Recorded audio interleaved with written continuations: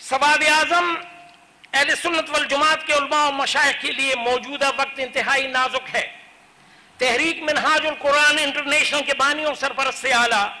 Doctor محمد طاہر القادری مدث اللہ نے بہت درمندی سے ہر آڑے وقت اہل سنت کے علماء اور مشائخ کو ایک پلیٹ فارم پر جمع کرنے کی کوشش کی ہے۔ ان کی دیرینہ خواہش ہے کہ علماء اور مشائخ وقت کی نزاکت کو سمجھیں اور ایک پراثر با وسائل اور با صلاحیت مرکز پر جمع ہو کر ایک متفق اور متحد قوت ہونے کا عملی مظاہرہ کریں اور عشق رسول سے سرشار ہو کر بتوفیق الہی ایک عظیم و شان قلعہ ایسا تعمیر کریں کہ جس کے اندر رہ کر ان کے مدارس، جامعات، تنظیمیں، درگاہیں اور خانقاہیں محفوظ ہوں۔ عقیدہ اہل سنت کی مخالف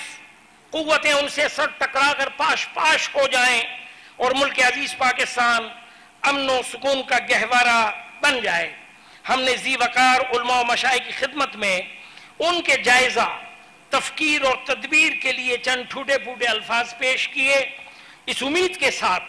کہ عالم اسلام کو جس قیادت اور شاکلہ کی اس وقت شدید ضرورت ہے وہ اس کی تعمیر اور تشکیل کے لیے عملی تعاون فرمائیں گے۔